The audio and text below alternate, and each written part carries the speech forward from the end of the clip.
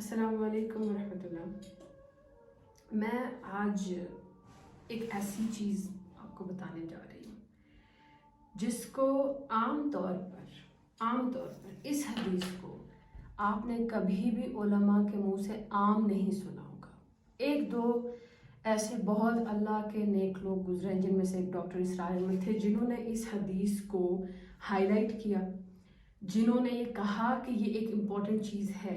Otherwise عام علماء کا جو مرکز ہے نا اسلام میں، وہ نکاح، طلاق اور دوسری شادی اور بیوی کے حقوق یا شوہر کے حقوق یہاں تک محدود ہے۔ یہ حدیث میں ہمیشہ سے بیان کرنا چاہتی ہوں اور میں اس کو بارہا کرتی رہوں گی۔ اس کی وجہ یہ ہے کہ یہ میرے دین کا ایک ایسا ستون تھا جس کو مسلمانوں کے نام نہاد علماء نے اکھاڑ کے سائڈ میں کر دی ہے۔ اور میں بار بار یہ بولتی ہوں کہ جب میں علماء کے خلاف بات کرتی ہوں تو میں کسی کو اسپیسیفک ٹارگٹ نہیں کر رہی کہ وہ بندہ برا ہے یا اچھا ہے۔ میرے لیے برائی اور اچھائی کا کوئی معیار نہیں ہے۔ جو اللہ کے احکام پورے کر رہا ہے وہ اچھا ہوگا، جو نہیں کر رہا وہ نہیں ہوگا۔ بس میرا جو اعتراض ہے یا جس بات پر میں بار بار بات کرتی ہوں وہ یہ ہے کہ اگر میں مرد نہیں ہوں، میں ایک عورت ہوں، لیکن اگر مرد اس پلیٹ فارم پہ بیٹھا ہے کہ وہ یہاں سے دین کی تعلیم دے رہا ہے، وہ ایک ایسا لیکچر پرووائڈ کر رہا ہے جس کے بعد مسلمان کیا ہے، مسلمان کو اگر ولولہ نہ آئے، مسلمان اگر غیرت نہ کھائے تو وہ کیا مسلمان ہے؟ اب یہ حدیث سن لیجیے، پھر ہو سکتا ہے کہ آپ کو مجھ سے کم اعتراض ہو۔ حدیث کیا ہے؟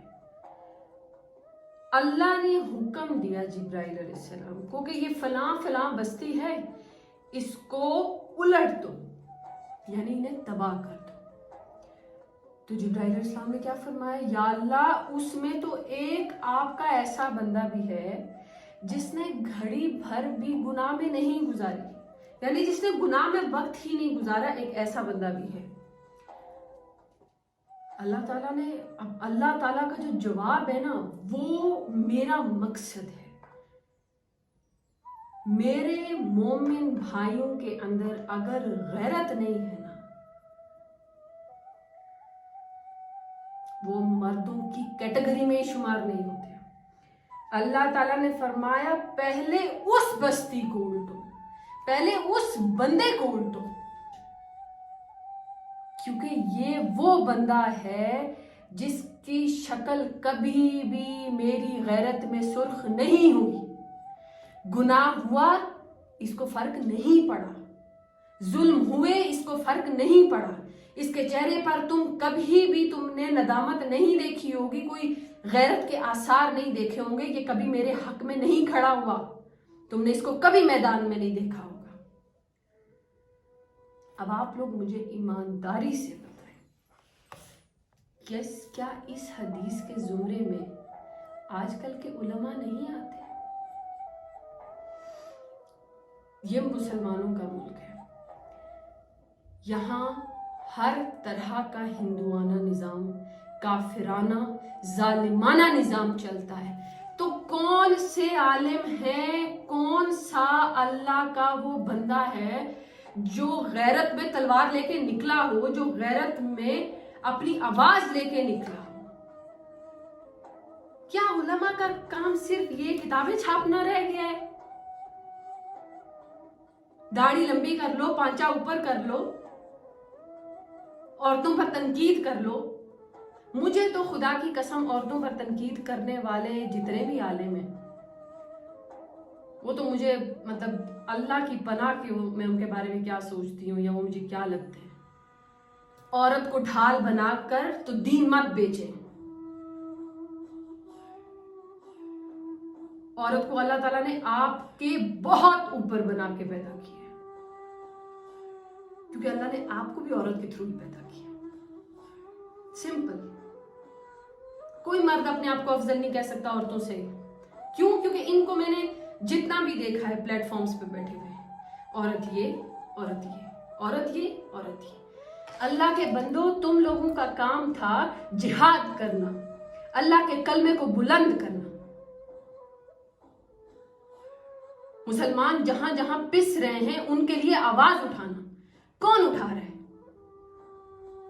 نظام ظالمانہ ہے، سود کا نظام ہے، دھوکہ، فریب، قتل، زنا، مطلب کیا ایسا ہے جو ہمارے ملک میں نہیں ہو رہا؟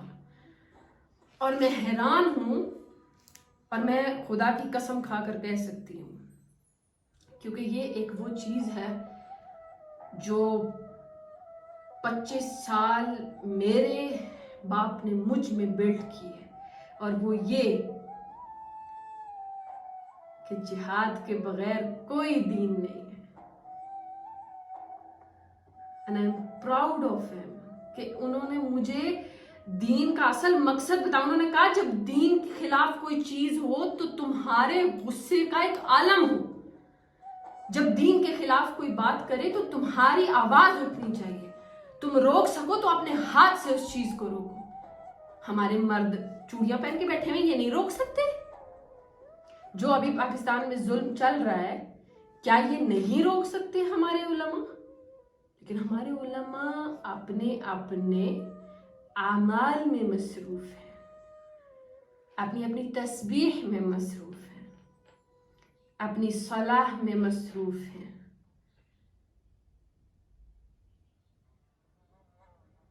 جس مرد کے اندر غیرت نہ ہو، اس کے بارے میں جو الفاظ میں نے خلیل الرحمن صاحب کے منہ سے سنے تھے وہ بہت بہت اعلیٰ الفاظ تھے کہ پھونک مت، نتھنگ. اگر آپ کے اندر غیرت نہیں ہے، شرم نہیں ہے،